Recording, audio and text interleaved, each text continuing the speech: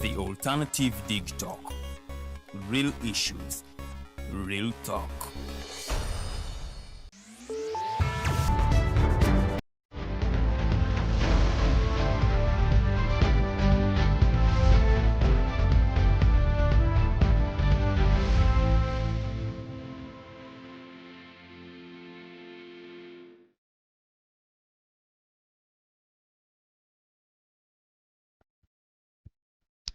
Akawungezi akalungi nkwaniriza nnyo ku programu ya Voltage gaba masanyalaze gennyini nze Omumbeja Luwederi era omwanjizi wa programu y'olunaku olwaleero. Nkwaniriza nnyo nkubuuzaako yonna gy'osinzidde okutulaba, nkubuuzaako gwe asobodde okuba nti ogenda okuba nga olonda ate abakulembeze abakiikirira abakyala ku bukiiko buno obw'ebyalo. Nkwebaliza ddala omulimu gw'okoze gwa ttendo. Nfunyeeko of course information ey'enjawulo ate no munange mu kalulu kano nga bwe katambudde mu bitundu eby'enjawulo eby'eggwanga weewaawo ng'abantu bajjumbidde newankubadde nga temubuzeemu bumulumulu oba temubuzeemu mbeera ya kusikangana muguwa wakati w'abawagizi weewaawo okuva ku njuyi ez'enjawulo naye nga nze Omumbeja Luwederi programu eno tubeera buli lwakuno okuva ku ssaawa emu y'akawungeezi okutuuka ku ssaawa 3 ez'ekiro. Tuba twogera ku nsonga ez'enjawulo nga bwe tutaanya okutegeera ate biki ebyetaaga okuba nga bikolebwa era ng'omulamwa gw'olunaku olwaleero gutambulira nnyo ku nsonga y'ebyobufuzi weewaawo n'obukulembeze nga tukuba ttooki mu buweereza oba nga tukuba ttooki ate mu local government. Munnange nno obuweereza buno bwe butandikirwako buviira ddala ku byalo abantu gye bawangaalira era nga ensonga nnyingi nnyo ze bakwasaganya oba buvunaanyizibwa bwabwe butwaliramu ebintu bingi naye newankubadde ng'obuvunaanyizibwa bungi biki ebyo ate ebiremesezza okulaba nti abantu baganyulwa mu buweereza buno.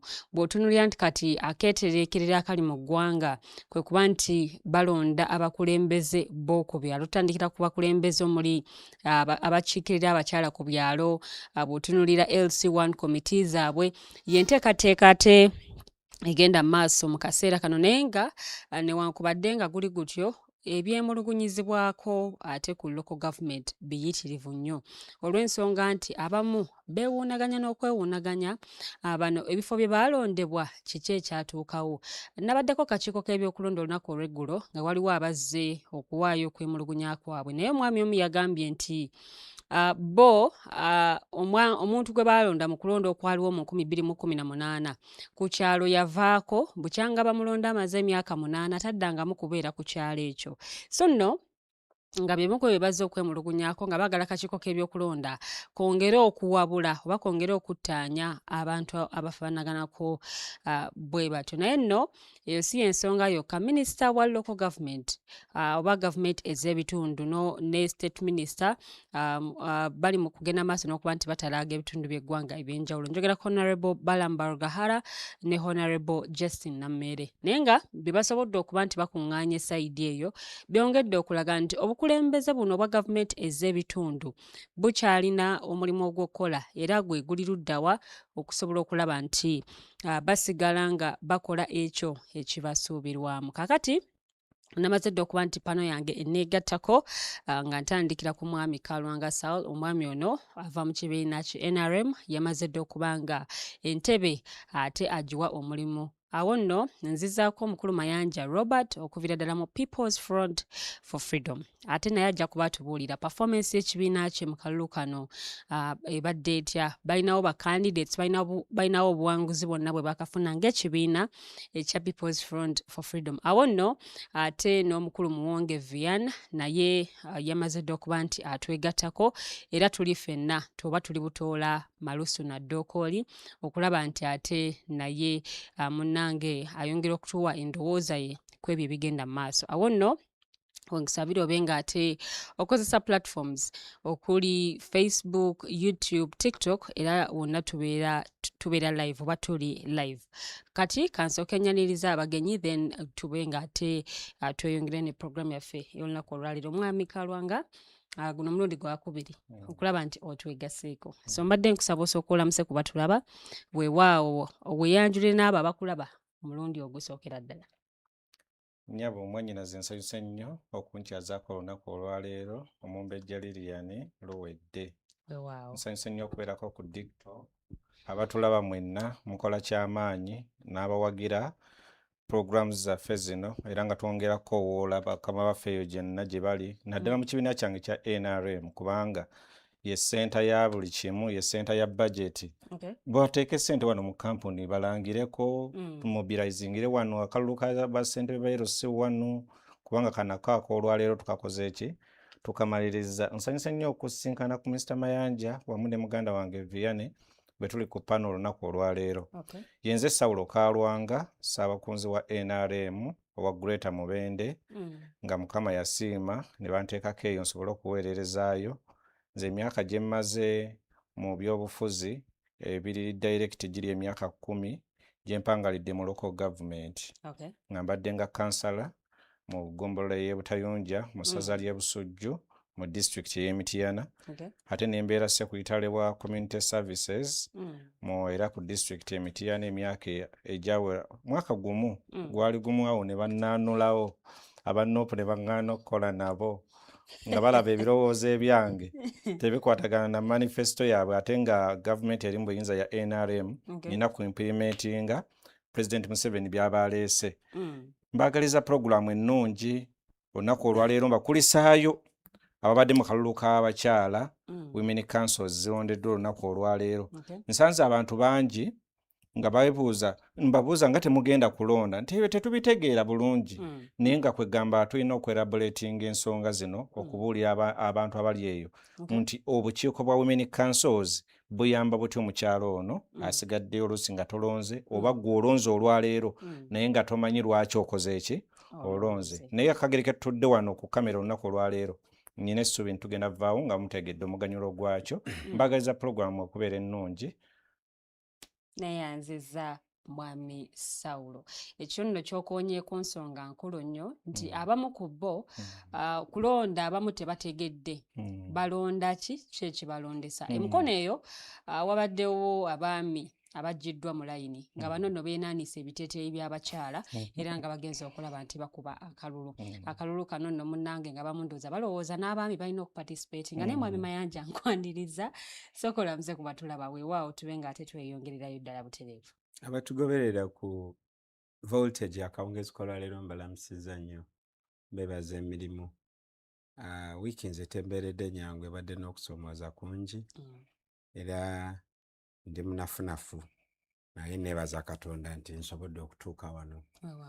Nzikirize era nyongere okusaasira ennyumba ya Hajji Obed Lutale olwa okufiirwa maama waffe Hajjat Halima bwe baagalamiza e Butambala era numwa omutwe olwa bwe nteebereza Hajji Obed Lutale kyayitamu mu nkomyo gy'ali mu bisango bino bituwulidde ebirina obujulizi obusasamaza. Awo yakeebakawo emyaka 2 tetumanyi ddi lwalivaayo n'abamuwolereza baabakolako effujjo ne babajjawo. Omulamuzi Baguma n'asalawo abalonderereyo gy'oli bo tebeesobola abalooya ababa bajja bamuwolereza. So ali mu kifo ali mu kaseera kakusoomoozebwa era nga buli muzadde afiiriddwa abaana mu guno omwezi gwa Kisaddaaka gwe tukubye emabega.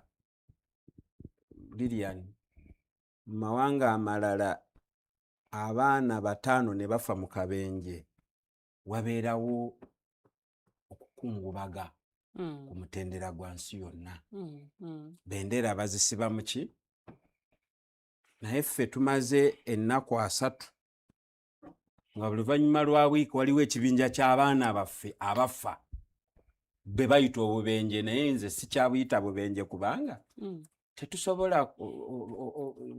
Honorable Salaso bwe yali Secretary General of Disat yange tugamba nti singa omuntu okwata mu kituli ekirimu omusota ne gukuluma ogusooka newejjanjaba noddamu n'okwatamu ne gukuluma eyo luba tekyali accident wabula oba mulalu oba n'ekikyamu ku mutwe.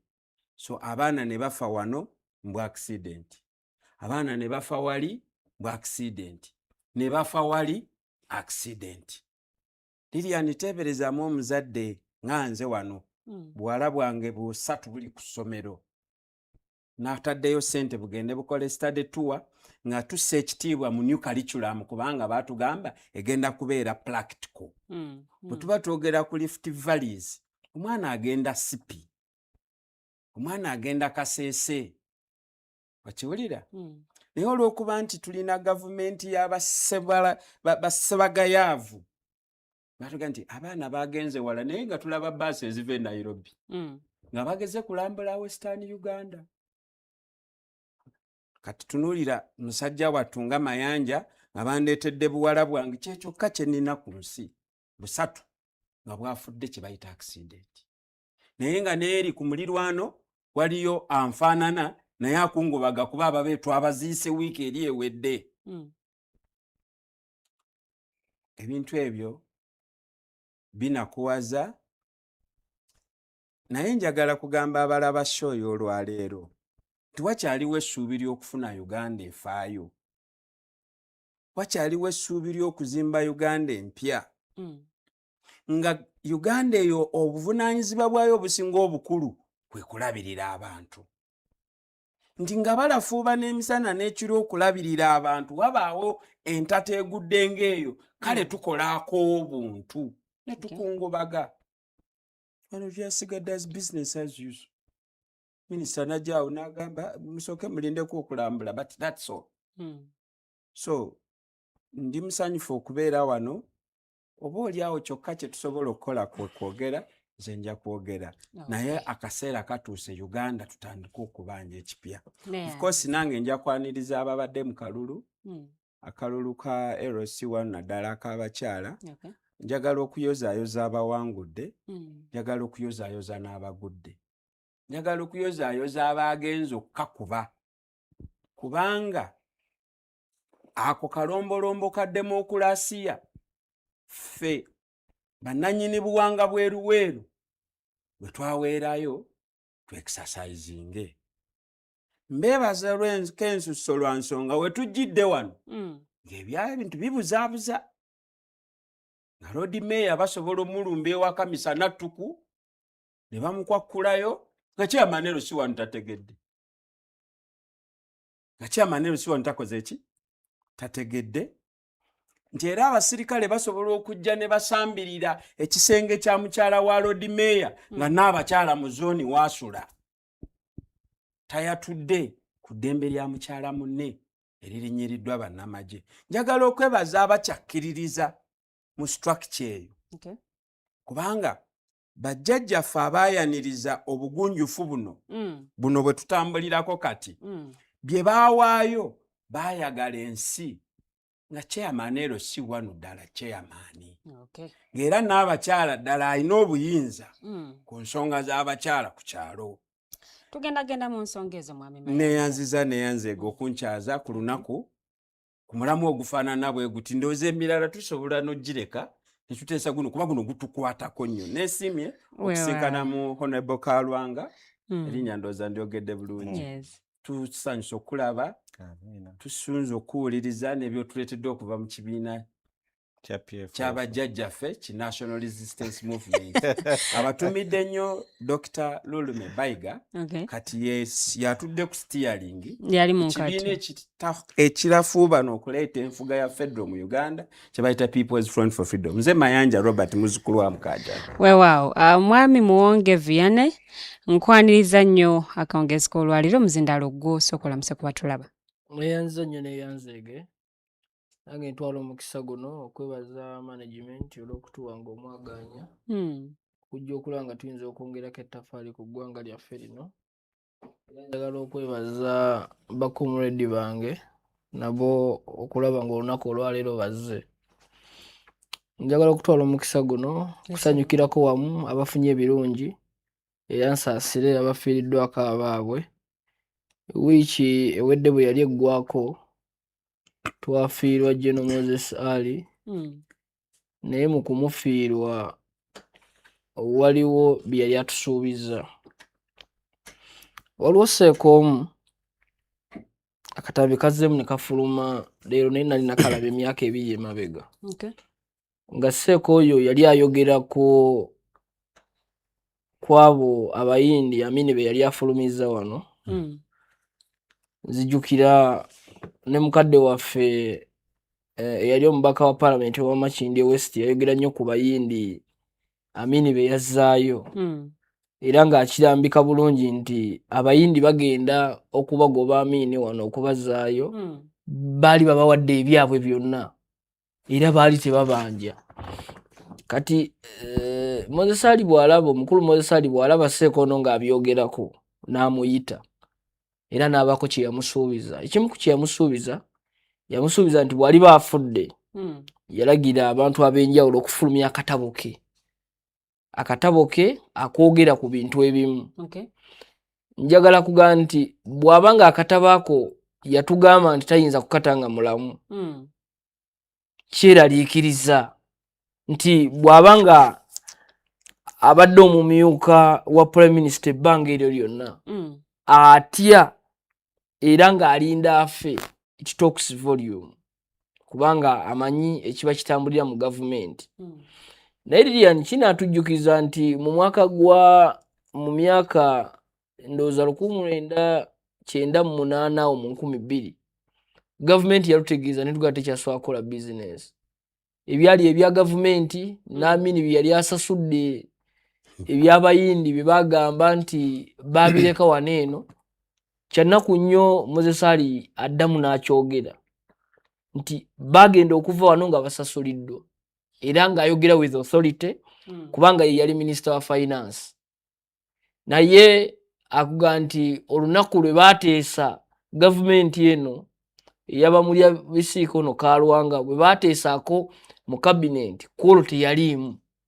Ate alina ne guidance ye gye yali awadde gye baagaana okukola ki. Ebintu bino ebisinga bw'okebera likodi za gavumenti baakulaga nti baabiddiza bayindi. Naye wano tumanyi bulungi abayindi baffe. Bagamba bakyabanja ebyabo. Tumanyi bulungi wano abayindi baffe. Era wa abayindi baana basinga bamanyi Oluganda. Era bw'ogenda e Nyabusozi osangayo abayindi. Abamu ku baafuna mu bino eno. Kubanga nabo baali bakimanyi nti ebintu bino bali basasuliddwa. But because bali balina okuteekawo nga bw'onaagamba ekituli we banabbira ebintu bino eno. Bakozesa bayindi bamu naye bw'ogezaako okunoonyereza assets ezo bukyanga bazitwala nabaki abazze bazitunda n'abakola transaction ez'enjawulo. Ojja kukitegeera nti baali bayindi baffe abaawano boyinza okusanga mu bitundu eby'Ekannungu, eby'Inyabushozi, eby'Embalala be bayindi baffe abaaganirwa mu maali eyo. Ne Lilian, kyannaku nnyo nze ndi omu ku abo abavubuka abato abaakyalanga ewa Dr. Kanga Semwogerere. Naye ebimu ku mukadde waffe oyo kye yatulimbamu kyali kimu. Okufa nga tatuwandiikidde. Kubanga bingi ebibeerawo. Era obufere n'obulabbayi bwa gavumenti eno buli lukya bwebanga etujjukiza mbu erina bye yatukolera. Basajja bakulu abo banyumya ebintu bingi ebimu bye baatunyumizanga. Naye ebintu ebyo buli bitabeerako reference n'omuntu ayinza okugaa nti olimba omukulu kye yakugamba. So nsaba nga mpita wano ku digital. Abantu ab'enjawulo abayina n'oba toyina busobozi mutuwandiikire ebitabo. Bwe tuliba tetubisomye abaana baffe naye tayina naye tannawandiika. Abaana baffe bajja kutuyamba okusoma ebitabo bino eno n'okumanya wa ewaali obuzibu. Abaana abo mubawadde culture y'okusoma. Because abaana bangi nnyo ennaku zino tebakyayina love ne passion eri ey'okutuula wansi okusoma ebitabo.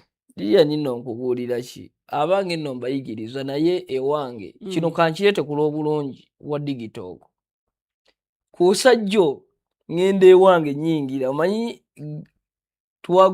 baatuleetera bano abazungu baatuleetera zino TV ezigenda ku internet. Smart TVs. Ngenda okuyingira mu nnyumba nga TV yange eriko kasuku ne bad black.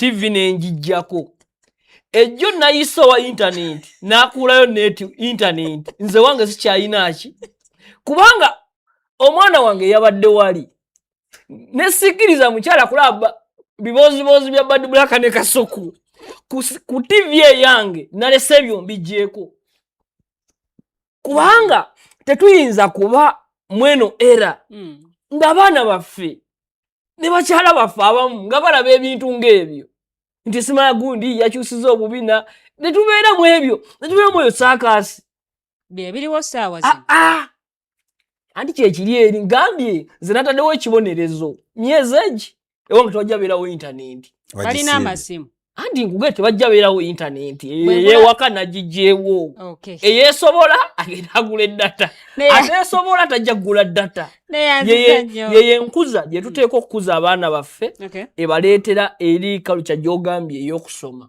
ne bwe tulireka abantu buli omu kubanga information erina engeri ate ekyenjawulo ekiriwo information ey'ebyobusiru etambula nnyo n'etambula okusinga bino ebirimu amakulu era njagala kwebaza TikTok olw'okuteekawo platforms zino eno eziyambako ate abantu okutambuza information eyinza okubongerako naye nze mwami wonge ngenda kwongera akadde okwogera ku kibiina kya NUP kijaguzza emyaka 6 mu sabbiiti eno kyekibiina kyewalimu weewaawo newankubadde nga waliwo ebitagenda bulungi n'osobola okuba nti ovaamu naye what message do you have for NUP ku myaka 6 gyewezezza erabika ng'esajjakudde ekisookera ddala Lilian ntwala omukisa guno eno okubayozaayoza abakyaliyo naye institutions zonna ziteekwa okuddayo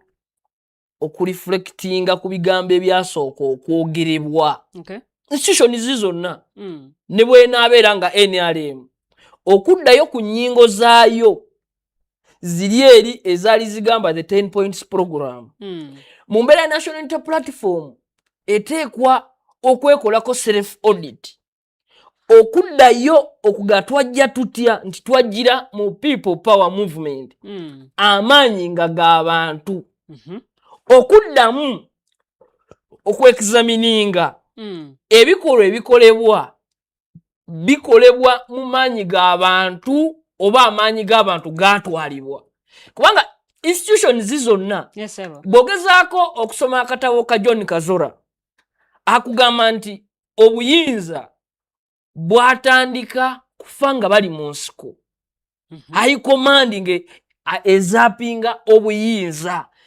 byesalawo n'owuliramu ebigambo bya Muzeeyi Anapanga kyekimu mu byoyinza okuwuliramu nti omukulu gundi tasobya Kyagulanyi tasobya tatunula mu kamwa ebigambo ebyo bijjako abagoberezi okubuuza pertinent question olw'obulungi bwa struggle kubanga Lilian ffenna tuteekwa kutegeera nti eno struggle si ya muntu era struggle zonna ezivudde ku mulamwa ziva ku mulamwa one struggle kasita yambalibwa omuntu olutalo olwo National Unity Platform bw'etaakole transition okunoonya enzimba gye naazimba obukulembeze nga tebutambulira ku muntu omu ejja kuba esobola okusajjakula I agree waliwo challenges ebibiina by'obufuzi bye ziri okufeesinga balina acting president kati anti kyenkugamba nti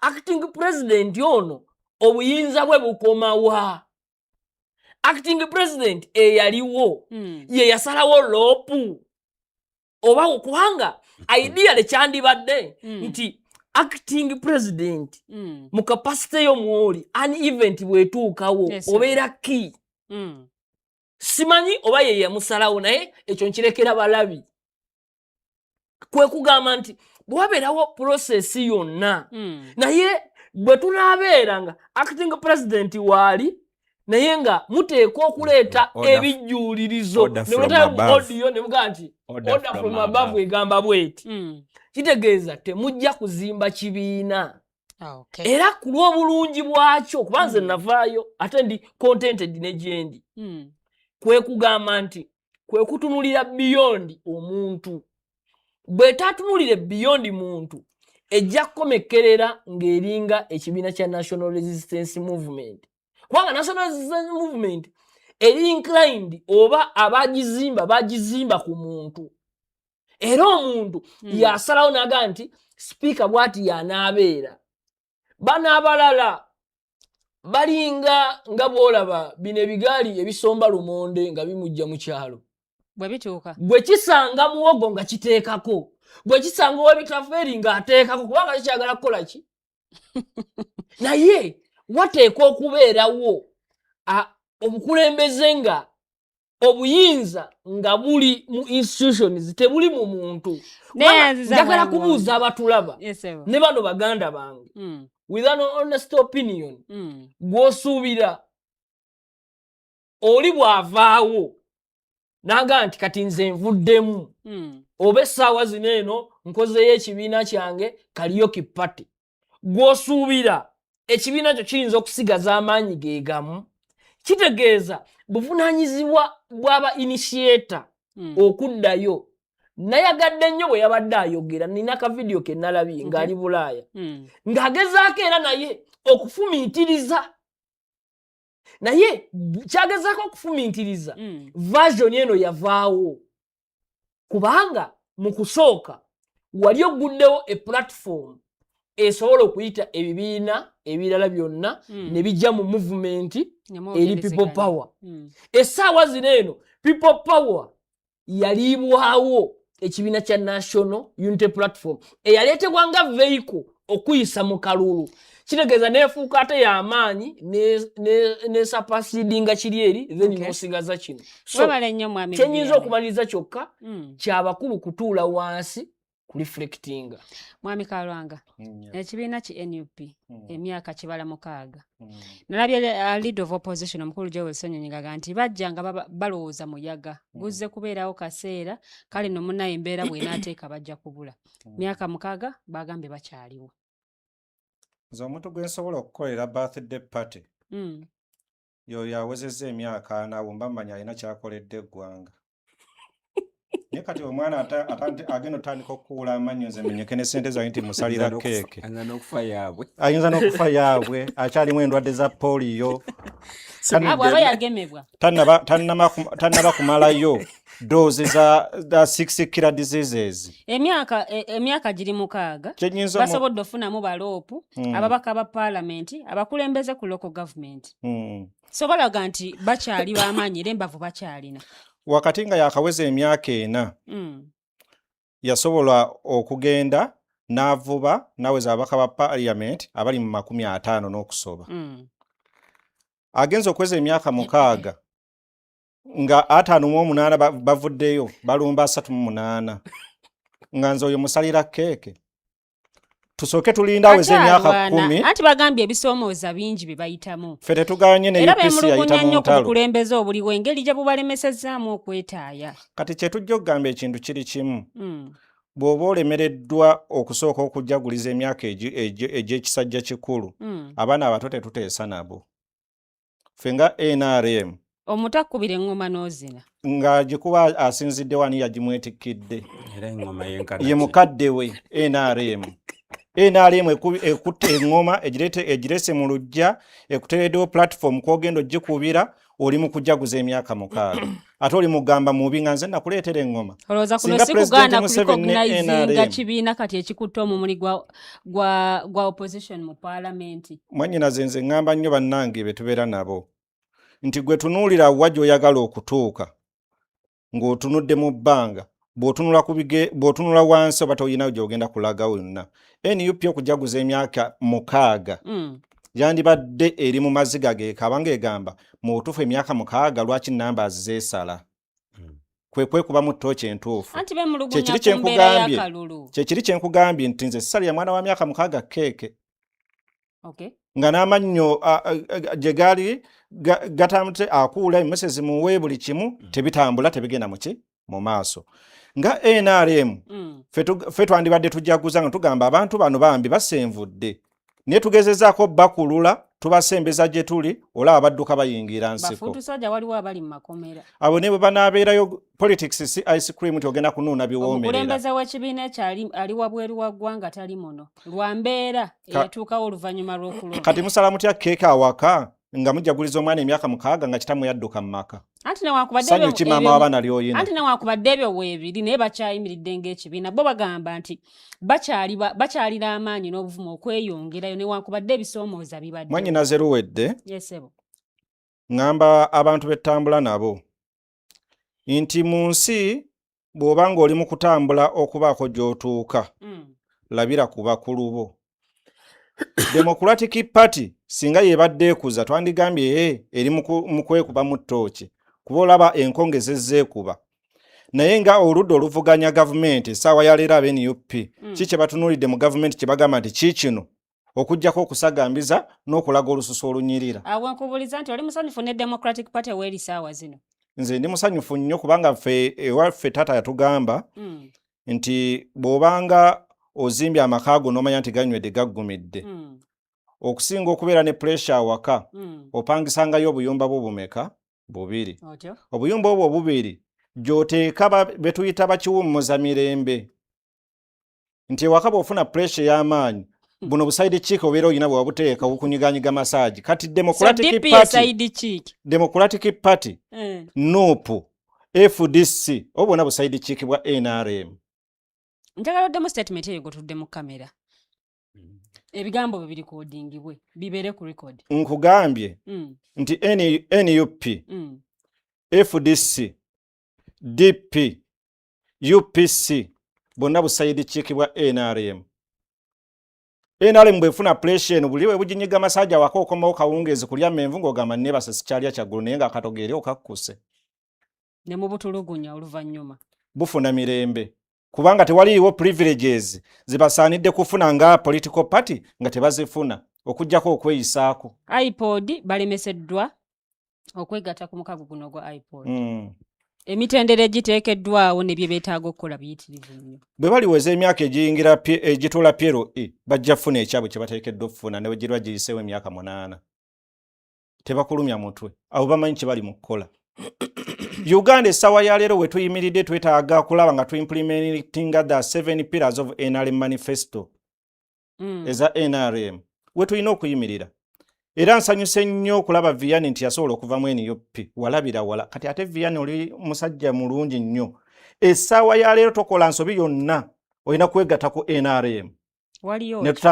tutambuze ekintu ekigenda mu maaso buli kirungi jjajjo kisanga amagezi Vianney gayina singa ajja n'agagatta ku Kaalwanga ne tugenda ekyaddondo n'ogamba Honorable Kasolo mukama wange nti nga seeke member waffe tulinayo omuvubuka ono yali ameze endali ne tubadde tusaba akonkonya asaba okuyingira ku lujjuliro mwana mulungi asobola enteesa ye enkubaganya ye ebirowoozo olaba nga agatta ku party kizibu nnyo okulowooza nti oyinza okutambula n'abantu abagamba nti twagala genda kusena mazzi tutwalire abaana baffe ntamu waka tulese zisiridde n'omusanga asitamye kuwali ku lwazi lw'ekavule nti alina kyanajjayo awo ku lwazi ojja sitamawo ne bw'onaalukamula wadde ettondo waliwo abavaawo n'ebifo bannayuganda abasuubira obuweereza mu NUP tubasaba munoonye ekkuba eddala munywerere mu NRM tutambule tugende mu maaso oyogera bino olw'okuba balabisizza kulabisa ki gwalabye essanyu ssennyonyi yalabye ng'asisinkanye ku Pulezidenti Museveni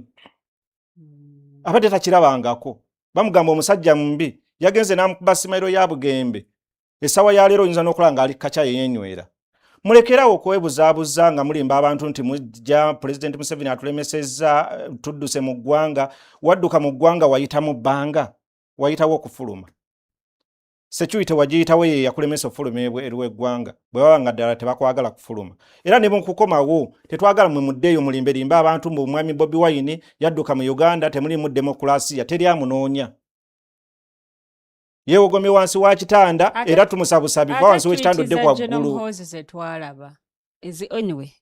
ku mukutu ogwa X obubaka obwayitiranga ne Mwami Kyagulanyi ayisa obubwe bo babeera eri mu ntalo zaabwe ez'abanene ffe twagala ggwanga lyaffe litambula mu maaso ayina tweet etambula etwala Uganda mu maaso ffe gwe tugoberera naye azisa information katono nnyo Lilian mukulu Kaalwanga ono ateekwa okumanya n'abatuwuliriza sikkanya naye kuga nti oteekwa kusooka kuweza myaka 4 mu nsi nga mukyalimu abaana nga bafa tebannazaalibwa naaweza ogumu bamusanyukirako kubanga kitwalibwa nti okuweza emyaka 2 mu environment gy'oba otaddewo temala kiba kubanga bw'olaba nga tuli mu lutalo olw'amaanyi bwe tuba nga tuli mu lutalo ne bw'oweza mwaka nga mubadde muli mu lutalo era ogayi bannanga olaba guno omwaka sinnafa mukulu Kalwanga n'abatulizo oteekwa kumanya nti ffe bannayuganda embeera gye mututuusizaamu tusula kutebuuke nga nkoko ya mutamiivu tuli mu mbeera nga buli omu ne bw'oba olina ekizibu n'okubira mayanja ng'olina ekizibu kimu gw'okubidde okukuyamba ogenda omaliza nga alina ebizibu 7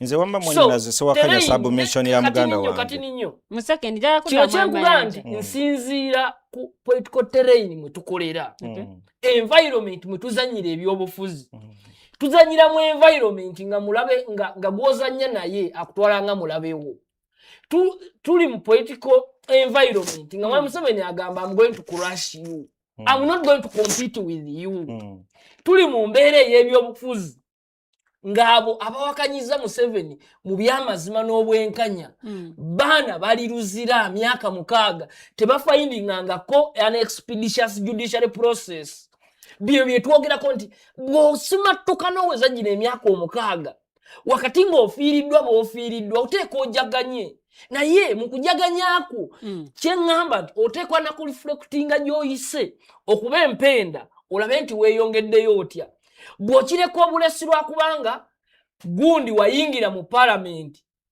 nga si gwe loopu ng'ovudde ku NTV nga bakuwa emitwalo 3 n'ojja mu bwa loopu n'ofuna miliyoni 4 gwe ne weeyongerako n'ozimba apartment ezo zizo kirungi naye tugamba success teteekwa kukomaawo success eteekwa okuba nga etuuka mu environment webale nnyo omusajja ngenda kuwa eddakiika ng'emu Vianney submission yo nnungi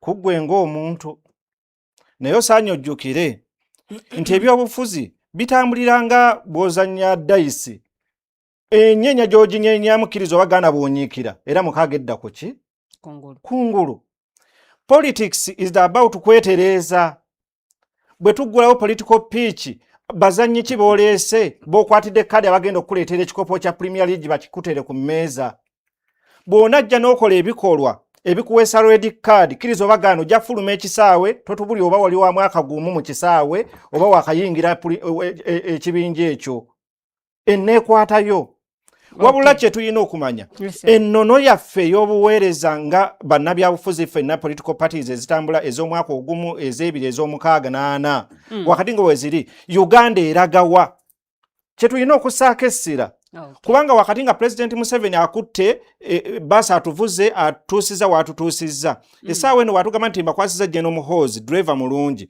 tusobola omugoberera nammwe ne muleeta owammwe ne tuyingira ekisaawe ensamba y'omupiira yesalawo okuleetere ani gw'otwala kati gwe woddukira mu Amerika ng'owaffe asigadde mu kisaawe wakati ajja kwetika ekikopo akyetera Abannayuganda bajja mmujagulizaako. Njagala kwaniriza Mwami Mayanja weewaawo atuwe komenti y'emyaka 6 gya kibiina ki NUP balaga nti basajja kudde. Pese kyamwe kyawezezza omwaka. Ebisoomooza bikyali bingi.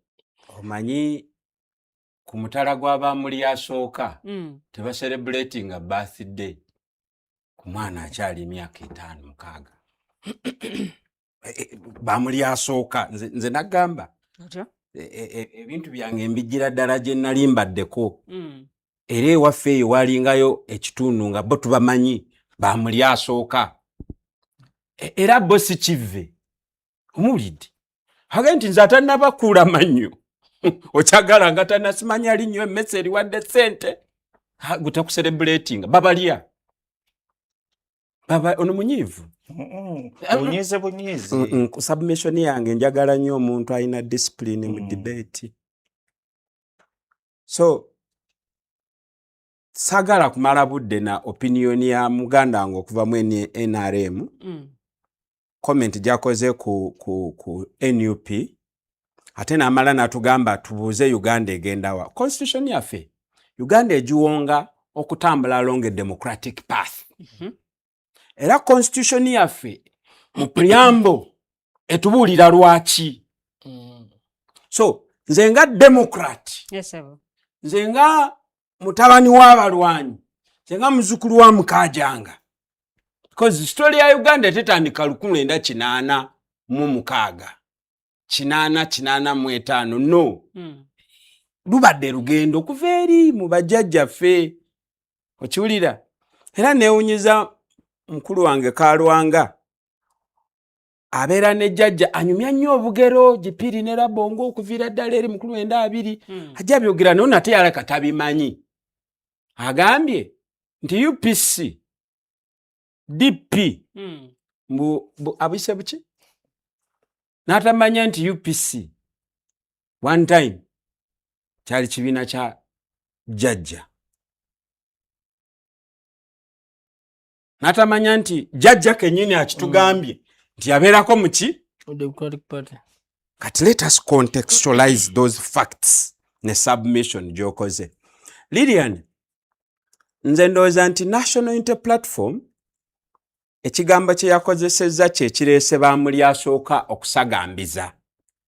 Kigambo bakiyise celebration. There is nothing to celebrate as of now. Nothing. Emyaka 6 gyandibadde gya kwefumiintiriza. Era nze nadde mbasuubira okugenda mu lusirika. Okiwulira? Yes. Kibadde kibeetaagisa oluvannyuma lw'emyaka 5-6 okusooka okuwummulamuko beebuze naye atandika bwe tuti ne bwe tuti ne bwe tuti twasanga bwe biti ne bwe biti baddeyo beebuuze kiki ekyatuleeta mu bintu bino nga basoose okutekinga stock biki bye baasangawo biki bye tukyusizzaamu. Okiwulira? Biki ebitusomoozezza ebitulemesezza okutuukiriza oba okusemberera bye twesuubiza nga tujja. Wakyaliwo omukisa okukola ku bitusoomooza tuddeyo mu ntabiro gye twatandikiramu tulyoke tuddemu tusinziire tutambule nga tugenda eri ebigendererwa. Siyinza kukkiriza nti National Unity Platform celebrating okuba n'abaka ba parliament ne bwe babeera 100. Kubanga National Unity Platform si opposition political party nze bwe nali nsuubira. Nedda. Era Viana nkoze obulungi obutagambika aga nti buli bw'oyagala okubaako ky'ogamba osookanga n'oreflectinga ku bigambo ebiberyeberye. Bwe mba nzijukira bulungi kuba nali musajja mukulu nga National Unity Platform etandika eŋŋombo yali nti bino biralamu Si byabufuzi bya si ffe tetulina bannabyabufuzi, ffe tuli ba revolutionalists. Ffenna ne tukkiriza. Okitegedde? Now bwe bandisazeewo okukola kino kye baakoze bandibadde beebuuza the revolutionalists, how far has the revolution moved? And bandibadde beeyambisa olunaku olwo to define this revolution nga batulaga changes ne bwe kaba katono katya ezizze olwa contribution yaabwe to this revolution. Njagala kuwa ekyokulabirako ekyangu.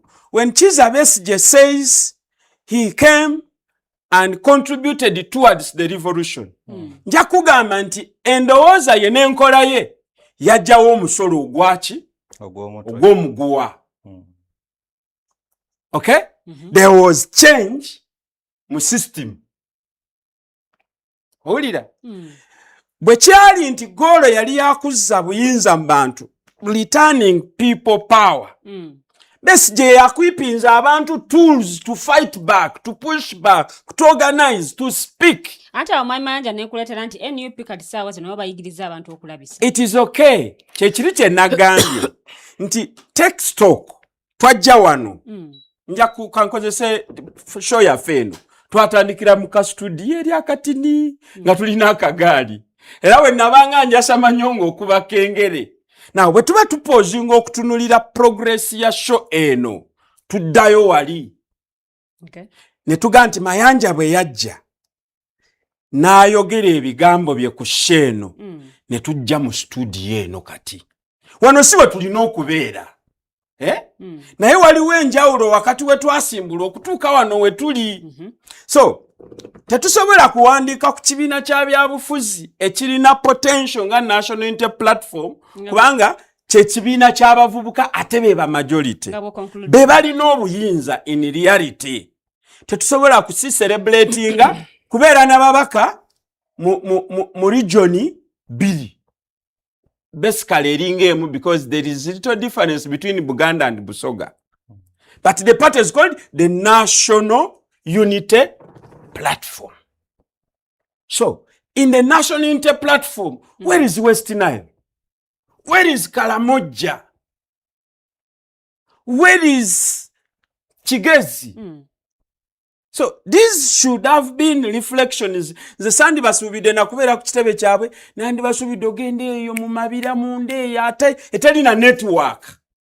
Okiwulira ne bajjamu engatto ne batuula mu mityejo ne bawuliriza omuntu wabwe w'omunda because tetusobola kubanga tuzze bo kye bayise celebration nze kigambo kyensinga okuwakanya. You cannot have a celebration of 6 years when founding president Kibalama yafa waliwo ebikikinadde. Ndi mutuufu tetusobola kucelebratinga 6 years nga Robert Kyagulanyi Ssentamu ne bafuga nabo baganya okuddamu ekibuzo kya constitution ya NUP because esobola okubanga nga electoral commission kyegiri organizinga nenga gwe tugiraba munda mumwe yammwe eramula oba kitegedde. The question of the constitution of National Unity Platform wow. So concluding my manager nze ndowooza nti ekigambo kye bakozeseza brand ambassador waabwe singa babadde n'omusajja nga Ssemuju because Ssemuju okubanga lyonna yagamba aba FDC nti you cannot celebrate anything until you are 15 years. One word ku mugenzi General Moses Ali. Well, ebigambo bye nandyagadde okwogera ku General Moses Ali abasingamu obungi babyogedde naye nsanyukidde Ango Vian gyaleese kubanga nze nina ekiwundu nakulanda aba President Museveni ng'anyumya ekigambo privatization ate ne mpulira ekigambo kye bayita custodian board era nkakasa ojjukira nakunyumizaako wano emboozi y'omulamuzi Catherine Bamugemereire eyali aweereddwa akakiiko akabuuliriza ku migozobano gy'ettaka eripooti yabulira Namunkekera ng'akutte ku muyindi aina properties ezava mu custodian board Vianney zatugambye ng'asinziira ku information ya General Moses Ali nti ebintu ebyo General Idi Amin the idiot the swine yabitugulira era nze ndowooza nti Moses Ali yandituyambye to have a conversation mu Bannayuganda ku biboogeddwako kubanga ndowooza teriyo muntu yali blackmailed mu byobufuzi by'ensi eno nga Idi Amin nti Idi Amin ono abantu bamulabisa bubi bwe yakola decision y'ogoba abayindi azifu yakikola yekka naye nze kino njagala kiwakaalwanga agende nakyo Idi Amin yavunaana abayindi okubanga ye balina economy mu ggwanga erifunye independence nga bannansi ba spectators najja ne campaign gye bayita Ugandanizing the economy. Abayindi n'aba option nti mwemba mwagala osigala wano musigaze bye mulina kambawo obutuuze become citizens by registration bo ne bapreferring okusigala nga Abangereza. Myaka 4 bino tebabitusomeseza tebabitugambye Amini tumulabye nga Vilian naye era nakano sisobola butakayisaawo mukadde wange ya celebrating myaka 4 naye bwe tukwata emyaka gya Idi Amin 9 gumu 2 3 4 n'ebyakolebwa ne budget ne environment ne tugigeraageranya n'ono omukadde w'emyaka 4 nange siyinza mu celebratingira birthday ng'akyeyisanga omwana w'emyaka 6. Weewaawo mwami Karanga tugenda genda butereevu mulamwa gwaffe ogw'olunaku olwaleero ojja kuwa comment yo ku mugenzi nga tutandise naye njagala kutegeera because obukulembeze buno bwa gavumenti z'ebitundu bwa nkizo nnyo bw'otunuulira ku ggwanga lyattu Uganda n'okulaba nti abantu bafuna obuweereza nga bubatuukirako ddala. Olunaku olwaleero ekikolwa ekikoleddwa bwa enteekateeka ebaddewo yakulaba nti abakulembeze abakiikirira abakyala ku gavumenti zino ez'ebitundu especially ku byalo kwe tuva kubadde kulonda kwa lunaku lwaleero ne komiti oba n'akakiiko konna okutwaliza wamu newankubadde nga mu kulonda kuno mubaddemu ebitawaanyo oba emigozi oba no mu mbeera emu oba endala. Mu kutandikako wali watugambye nti abantu bangi nnyo abatamanyi na mugaso gwa Nnaabakyala akola ki mu kitundu. Obunafu oba obuzibu buvudde ku kakiiko ka byakulonda, gavumenti ya NRM eri mu buyinza nti tewaddeeyo mwaganya kusomesa abantu ku bintu bifaanaganako bwe biti, oba bannansi beebeesuuliddeyo ogwa Naggamba. Mwanyinaze neyanzizza nenebaza ne baganda bange submission zaabwe zibaleese ku mulamwa gwe tuvuddemu. Njagala okukkiriziganya n'oyo atulaba era anayongera okugenda maaso nga atulaba nti ensi bwe yali buli olukya si bweba egenda ekyuka. Bw'otunuulira local governments, local councils, abantu engeri gye beesimbawo mu 2018 ku luno kyakyuse. Olaba nga vibe eri waggulu. Atulaba ayagala okumanya lwaki balonda obukiiko bwa women councils. Olunaku olwaleero bwe bagenze ne balonda kubadde kulonda kw'abakyala bokka nga balonda obukiiko bwabwe. Era bw'omaliriza okulonda n'abakyala w'ekyalo bagenze mu mugongo ne baddamu ne balonda sekuritale we, omumyuka we, ow'amawulire n'awanika ensimbi. Ebintu ebyo byonna tubirabanga ebitono. Naye kiki ekikuleetera nti obuweereza mu local government oba obuweereza mu ggwanga butandikira ku ground ne bujja nga bwambuka. Bw'omaliriza okulonda olukiiko lw'olunaku olwaleero, executive eyo yonna ezzeeyo abantu 5 yegenda ku muluka gwo oba Makindye wonna woli mu muluka gwo. Kati mu muluka ogwo mulimu agenda okwesimbawo ow'abakyala. Kati buno obukiiko bwe mulonze olwaleero ku parties ez'enjawulo ba independent mwe mugenda okuva abeesimbawo era bafuna omukyala ow'omuluka ogwo. Bwe banaamaliriza emiruka gyonna egikola eggombolola yammwe mubeemu abeesimbawo okujja ku ggombolola bafune omukyala abakiikirira ku ggombolola. Omukyala w'eggombolola nga bw'olaba district nti Mityana erimu eggombolola 17 bajja kukwata abo abantu 17 nabo balondemu omukyala omu akiika ku women council eya district. Omukyala oyo wa women council be bajja okumaliriza ate batuule bonna district zonna eziri mu Uganda 140 n'okusoba ate nabo beesimbewo balondeko olukiiko olugenda ku national council oba gye tuyita women's ridge. Essaawa eno ekulirwa omukyala Hajati Kibowa ne Honorable Nolokwi. Kakati abo olukiiko olwo lwaki lutondebwawo nti obuweereza bw'abakyala baasalawo babusoosowaze ku bwa bulijjo. Nti lwaki weesanga nga women representative owa district yo omubaka omukyalo owa district ayina ebintu byasaka okuva mu ntebe waggulu mu mikwano egy'enjawulo. Take an example, oyinza okwesanga nga Right Honorable Her Excellency Jessica Alupo, Vice President wa Uganda, nti asobola okubaako bannamikago abaleeta ebintu mu Uganda. Ne bwe babituusa babikwasaani. Ebintu ebyo bye basaka tebajja bikwasa women representative wa mu district kubanga ajjira mu line ya political. Kati babikwasa oyo n'abanga akwatagana n'owa women council n'ebanga etambula mpaka ku ground. Zezo sente zolaba eza UEP ez'okwewola abakyala ze babawa ziyitamu eyo line okulaba nga bibatuukako. Njagadde ossiigira omuntu ekifaananyi ali eyo atulaba nti lwaki olunaku olwaleero akasana oba enkube kukubye ng'olonda olukiiko olwo. Otubuuzizza obuweereza mu gavumenti ez'ebitundu. Yes. Abantu obutamanya bintu bino ba information obuzibu buli ki because abamu bacamuka nasimba ku line because ayagala omuntu ono ba because yamusaba akalulu. Twagala lower local government oba LC1 okutuuka ku gombolola level bw'olonda omukulembeze ono chairman w'ekyalo gw'ogenda okulonda ng'ennaku z'omwezi 28 tukugamba kkiriza oba gaana ssentebe w'LC1 ye ne mu constitution awandiikiddwamu ng'abeera mulamuzi asookerwako mu kitundu kyo.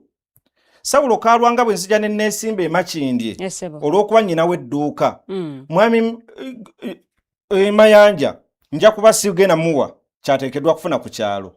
Naye nga mwami Mayanja yamanyi ne LC ye ne demarcation zizona bwe zikola ki bwe zitambula. Amanyi abantu ab'ekitundu, ekitundu bwe kizze kikula, amanyi ttaka lyani, amanyi bibanja byani, buli kimu nga bwe kijja kitambula. Ki kye tuteekeddwa okukola nti obuvunaanyizibwa bwo nga gwali ku kyalo eyo okugenda olonde ssentebe ono nti omwetaaga okusinziira ku bino ebintu wammanga. Ekisooka yalina stampu n'omubaka wa parliament gy'atayina. Teri mbaka wa parliament alina stamp. Omubaka wa ssentebe w'ekyalo yagenda okukuwa ebbaluwa ekutwala ku poliisi oba oyinayo omusango gwonna oba waliwo obutabanguko obubaddewo yagenda okukuwa ebbaluwa ekutwala okufuna endagamuntu kebeere passport kooti bw'eba eyina kyekwetaaza kufuna court bail batunuulira nnyo ssentebe wa LC1 security y'ekitundu tutandika gizimba nga tuva ku LC1. N'olwekyo gwali eyo nga weesulirayo ogwa Nagama ng'ogamba ssentebe ono siina we mufuniramu naddala ffe abavubuka tugamba kye kiseera tusituke tumanye obuvunaanyizibwa. Bino byonna byakola bingi naye omusaala ng'afuna mutono. Kisoboka bibadde bibeerawo naye lwaki mwannyinazo okonye ku ky'omusaala? Ssentebe w'LC1 abakyasibye okulaba ng'atambulira mu kunyigirizibwa okwo be babaka baffe aba parliament. Ababaka ba parliament amateeka gonna agakola agayamba ssentebe okumusitula nno otunulira ssentebe wa kyalo yekka ne district councillor ne ssentebe w'eggombolola kababeera ab'emiruka bonna bali omusaala gwabwe mutono. Bw'okwata omutwalo gw'essentebe w'ekyalo ng'omubaka wa parliament okimanyi nti ssentebe gy'ali obuvunaanyizibwa bw'alina mu bulabe nga bungi. Mmwe muyina okugenda mu parliament ne mugenda mu kakiiko ka local government ne muteesa ensonga ezo ne muzisa ku table ne mugamba tugenze ku floor ya parliament bassentebe b'ebyalo bongezebwe emisaala. Naye ekitusibye emabega kwe kubeera nti gavumenti yaffe yatuteerawo omukisa nti mu 97 yatuteerawo bonna basome ne twadvansinga obuyigirize bwaffe okulanga tubako we tutuuka. Naye wakati nga tumaze okutuuka eno waggulu ffeffe nnyini nga mwabaka baffe betulonda mulemesezza enteekateeka zaffe ez'okusitula obuyigirize bwaffe. Ssentebe w'ekyalo ofiisi ye ejjudde abeere ng'aliko level ey'obuyigirize. Naye buli muntu akugamba kasita tebiriiko buyigirize. Ogenda kukiika ku division tekikwetaagisa buyigirize. Buli lw'onaatambula ng'okolera mu local government ogenda kubeera local because toyinaawo minimum nti oba yabuyigirize we buti okugenda okuteesa. Naye ng'ate abantu b'ogenda okuteesa nabo batekiniko bano bamwami Mayanja be bakuwadde bama degrees ekyewuunyisa ani agenda okutaputa empapula ezo z'owadde chairman w'ekyalo atalina wadde ebbaluwa ya P4 atalina wadde ya senior 6. Twebaza ntosobola okusanga okusalamu ekirimi katono nnyo. Bino byonna obyogedde era omulango ogukubidde parliament naye omuntu yali ebuuziza nti gavumenti